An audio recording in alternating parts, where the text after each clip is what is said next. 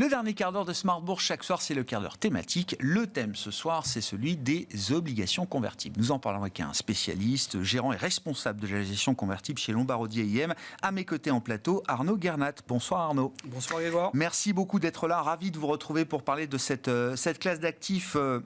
Qui fait le pont entre deux univers. C'est toujours comme ça qu'on raconte un peu l'histoire des obligations convertibles. Exact. Vous présentez ça comme un produit qui permet à la fois d'avoir une sécurité ou une forme de sécurité obligataire, tout en ayant un petit kicker et une option, une optionnalité, une exposition à la partie action également d'un émetteur. Exact, et je trouve que ça fait toute sa place dans l'incertitude qu'on connaît aujourd'hui. Ouais.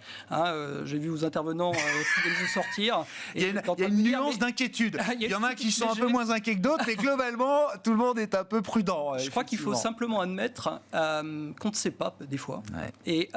Et les options convertibles, les obligations convertibles, les options de manière générale, aident à naviguer en fait cette période d'incertitude. Alors, avant de parler de l'intérêt des convertibles en 2025 dans le monde de Trump 2.0, un mot quand même de ce que cette classe d'actifs a rapporté en 2024. Enfin, le comportement de la classe d'actifs convertibles sur une année comme 24 ou 23-24, si vous voulez prendre les deux années ensemble, ou depuis 22, ce qui vous intéresse en termes de séquence, Arnaud. Mais comment s'est comportée cette classe d'actifs par rapport au reste des grandes classes d'actifs ? Alors justement, c'est intéressant. Les obligations convertibles, en fait, ça marche déjà pour commencer au niveau performance. Alors, je vais vous donner quelques chiffres. En fait, sur 20 ans, ok, on va commencer sur le terme. Longue période. Ça rapporte à peu près 50% de la performance des actions globales, avec un tiers de la volatilité. La volatilité, c'est une mesure du risque, ok, donc avec beaucoup moins de risque que le marché action. Maintenant, si on regarde sur l'année dernière qui s'est écoulée, donc il y a jusqu'à une semaine, sur un an, c'est 8,5%. Ce qui veut dire que ça a permis, donc notre fonds a fait 8,5%, ce qui a permis en fait d'avoir une performance qui est supérieure à celle du marché action et aussi des stratégies obligataires qui ont fait entre 4,5 et 7 en fonction du risque obligataire. Ouais. La Chine, on a un fonds aussi asiatique, donc vous avez les obligations convertibles globales, mais j'entendais vos interlocuteurs avant qui parlaient aussi de la Chine. La Chine, notre fonds a fait un peu moins de 16% de performance sur un an, c'est-à-dire plus que le marché action, donc MSCI Asia, et 2 fois plus que les stratégies obligataires sur cette région. Donc ça marche, et avec beaucoup moins de volatilité et de prise de risque. Pourquoi ? Alors en fait, c'est intéressant parce que le marché asiatique en particulier, l'année dernière, a beaucoup grossi. On a vu énormément d'émetteurs comme Alibaba, JD.com qui sont venus sur le marché avec des tailles importantes. Et si vous regardez en fait la performance de ces émetteurs, qui sont un peu l'équivalent des 7 magnifiques en Asie. Qui sont complètement l'équivalent. Alors, on les a. Oui, bien sûr. Au moins en taille. En taille, exactement. Et les obligations convertibles en ont beaucoup. On a eu une très très belle performance de ces noms. Bon, encore une fois, la Chine, ça fait quelques mois qu'on a vu une politique qui est beaucoup plus en support de l'économie, du consommateur. Mais on sait que ça ne va pas forcément être une ligne droite. Il y a toujours des risques géopolitiques, les tarifs demain, on ne sait pas ce qui va se passer. Les convertibles, les obligations convertibles vous permettent justement de passer ces périodes d'incertitude. Ouais. Comment ? C'est-à-dire, dans les caractéristiques des convertibles, qu'est-ce qui fait que c'est un produit intéressant dans un moment où les modèles des économistes nous montrent des niveaux d'incertitude jamais atteints ? Pourquoi c'est une classe d'actifs qui réagit bien dans ce genre de période, Arnaud ? Alors, 2 choses. De manière générale, c'est ce que vous avez dit au départ. En fait, c'est un produit qui est une obligation, d'où le nom. Donc, ça vous donne la certitude des coupons et des remboursements. Mais ça contient aussi une option de conversion, donc qui vous permet de transformer votre obligation en action. Et donc ça vous donne en fait la participation à la hausse tout en ayant une protection à la baisse. Et donc par définition, dans les moments d'incertitude, ça aide en fait d'avoir ce profil qui est un peu asymétrique à la hausse et à la baisse. Et puis on a des choses qui sont un peu plus thématiques aujourd'hui, tactiques je dirais aussi. Donc aujourd'hui on est payé, les obligations convertibles vous paient pour être exposé sur le marché action. Et donc, il y a une valorisation qui a beaucoup baissé. C'est les taux, ça. C'est le rendement positif, le rendement réel positif. Exact. Retrouvé, enfin. Exactement. Ça faisait longtemps qu'on l'avait perdu. Et donc, ça, c'est important. Et donc, aujourd'hui, vous êtes payé pour attendre. Ouais. Et vous êtes payé pour être exposé et en même temps être protégé. Donc, ça, c'est un premier point. 2 aussi, naturellement, les obligations convertibles vous donnent de la diversification. Donc, on n'a pas les mêmes émetteurs que dans les stratégies obligataires. Vous avez des biais, vous avez peut-être un peu plus d'Asie, vous avez plus, par exemple, de producteurs d'électricité qui ont très bien marché depuis le début de l'année, comme j'ai entendu dans l'émission. Bien sûr. Et donc, on a des expositions qui sont différentes et sur des thèmes aujourd'hui qui sont des thèmes de croissance en particulier, qui sont intéressants. Encore une fois, c'est vrai que les valeurs de croissance, c'est un peu un point d'interrogation. Ce qui a bien marché, c'est les value dernièrement. Mais on est peut-être arrivé à des points de valorisation qui sont intéressants. Ouais. Et les obligations convertibles... C'est une bonne manière de revenir sur des valeurs de croissance, par exemple. Exact. Et ils ont traditionnellement d'exposition sur des valeurs de croissance. C'est normal. Et en plus lié à l'innovation. Simplement, ça permet d'aider à financer en fait, les différents paliers de développement. Ouais. Donc c'est normal qu'on en retrouve beaucoup.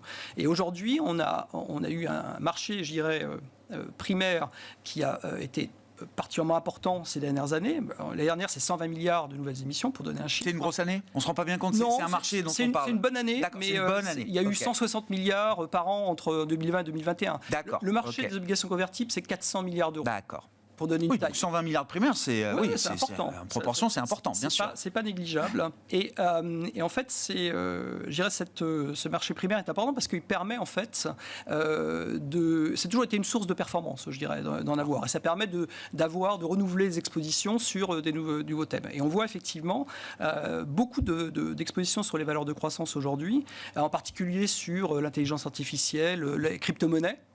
Alors c'est vrai que les crypto-monnaies, ça ne fait pas forcément l'unanimité, mais aujourd'hui, l'univers vous fournit en fait une capacité d'exposition, aussi bien sur des valeurs qui sont peuvent être assez volatiles comme MicroStrategy, qui vous permettent d'investir levier sur le Bitcoin. Donc celui qui a mis toute sa trésorerie en Bitcoin, c'est ça, MicroStrategy, d'accord, ok. x2. Donc si on n'a pas envie forcément d'être direct actionnaire de MicroStrategy, il y a la convertible qui permet quand même à la fois de mesurer le risque, de le maîtriser et de profiter en partie du rendement, du risk-reward que MicroStrategy peut offrir. Et vous sentez bien qu'on est... après, c'est discutable, mais nous, on pense qu'on est peut-être à un point d'inflexion sur ces crypto-monnaies. Donc, c'est intéressant. Mais si vous n'êtes pas sûr, vous avez d'autres expositions. Coinbase, c'est une des plus grosses plateformes d'échange aujourd'hui. Et on a une convertible Coinbase. Et ça, c'est des nouveaux thèmes dans l'univers. Alors, ces nouveaux thèmes qui ont commencé, je dirais, il y a un an et demi, et qui ont progressivement monté en termes d'exposition. Et vous savez, les valeurs de croissance, il ne faut pas en avoir peur via les converts. Justement parce que chaque année, je vais vous donner des exemples, ça a été une source de performance. Tesla, ça marche moins bien en ce moment, mais en 2019, convertible Tesla, ça valait 100. En 2020, ça valait jusqu'à 1200. Ça fait x12, la convertible. Rheinmetall, la société de... Tiré par l'envolée de l'action, c'est ça Exact, c'est ça. Tiré par l'envolée de l'action. Rheinmetall, l'année dernière, valait 100. Aujourd'hui, ça vaut 450. Donc les convertibles, ça profite bien de la hausse quand ça marche. Surtout sur les valeurs de croissance où on atteint ce point d'inflexion. Donc dans les thèmes là un peu tactiques, donc électrification, ça c'est un bon thème aujourd'hui pour un gérant convertible, Arnaud? Alors on l'aime beaucoup, l'électrification. Donc donner deux chiffres. On anticipe 4% d'augmentation de la demande d'électricité sur les 5 prochaines années, contre 1,5% je dirais, sur les 20 dernières années annuellement. Donc augmentation très forte, l'électrification, les véhicules électriques, les data centers et les convertibles. On a à peu près 15 à 20% d'exposition sur ce thème-là. Donc c'est un gros thème sur les obligations convertibles. On y croit et c'est pas seulement les producteurs d'électricité, c'est aussi tous les fournisseurs de solutions, les Schneider, les Prysmian, qui pour nous, sont des expositions intéressantes et qui vont être en ligne avec le développement de cette tendance. Bon, crypto, l'Asie aussi, si on raisonne en termes géographiques, vous dites l'Asie, c'est devenu un gros marché pour les convertibles aujourd'hui. C'est 25% de notre exposition. Donc, c'est une zone importante et c'est une zone qu'on considère toujours comme dynamique. Ça a des problèmes géopolitiques et des problèmes économiques, mais encore une fois, ça ne sera pas une ligne droite. Mais les convertibles vous permettent justement d'être exposés de manière plus sereine. Le thème M&A, c'est un thème important pour l'univers convertible. Si on a cette optionnalité action, le M&A peut faire s'envoler le cours d'une action. Effectivement, on a des clauses dans les obligations convertibles qui alignent l'intérêt des porteurs d'obligations avec celui des actionnaires. Et des fois, d'ailleurs, on a des clauses qui sont encore plus intéressantes. Donc, en cas d'offre, les obligations convertibles vont en bénéficier, et même des fois plus que l'actionnaire. Mais on anticipe d'ailleurs une bonne année en M&A. Le début était dur. Oui, le premier trimestre, visiblement, gisement n'a pas été aussi prolifique que ce qu'on pouvait imaginer sous Trump. Exact. Mais si on baisse l'incertitude... Il reste 3 trimestres Voilà, encore. il reste 3 trimestres. Les sociétés ont beaucoup de cash, beaucoup de liquidités. Et surtout, les obligations convertibles, l'univers contient énormément de petites et moyennes entreprises. Ce sont celles qui vont être exposées sur le thème M&A. La qualité du gisement convertible, comment est-ce qu'il évolue là, sur longue période? On gagne en qualité, il y a de nouveaux émetteurs qui arrivent, vous citiez des thèmes crypto qui n'existaient pas il y a quelques années. On garde quand même la qualité? Oui.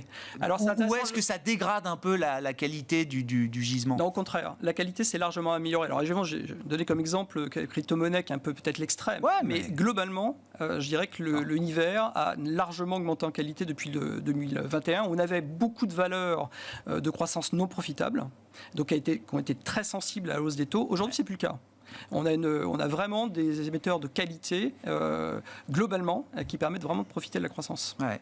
Une dernière question, Arnaud. L'intérêt pour un émetteur, quand il fait un choix de financement via le marché, via les marchés de capitaux, qu'est-ce qu'il fait basculer sur une convertible? Qu'est-ce qu'il se dit? Je peux émettre des actions, je peux émettre de la dette traditionnelle, et j'ai le choix de la convertible. Alors, il y a plusieurs choses. Alors, déjà, on va commencer par le plus évident, la différence de coût entre émettre une obligation à taux fixe et émettre une obligation convertible. Aujourd'hui, en fonction des régions, c'est 3 à 4,5% de différence globalement, je dirais, et en fonction des qualités de crédit. Plus vous avez une qualité de crédit qui est plutôt high yield, plus vous avez une différence qui est importante. D'accord.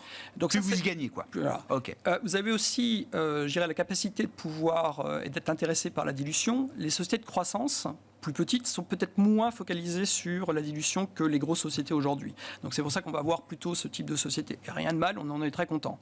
Voilà, donc c'est plutôt c'est ce qui importe. Et de diversifier de manière générale les sources de financement. On l'a vu en 2020, c'est important d'avoir des sources de financement différentes. Voilà. Est-ce que la clientèle pour les convertibles évolue, s'élargit également, Arnaud?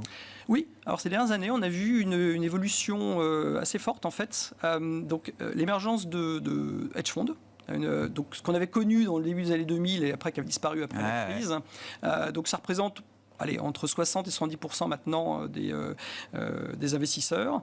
Et ça fait surtout partie, en général, d'un investissement plus large. Crédit ou arbitrage de structures, de capitaux, choses comme ça. Les stratégies directionnelles représentent toujours entre 30 et 40% en fait, du gisement. Et on pense que c'est fait pour durer. Merci beaucoup Arnaud. Merci d'être venu nous parler de cet univers passionnant des convertibles. Trop peu médiatisé peut-être, j'avoue, je bats ma culpe, mais on en parle régulièrement avec vous depuis plusieurs années. Arnaud Gernat, responsable de la gestion convertible chez Lombard-Odier IM, avec nous dans ce dernier quart d'heure de Smart Bourse.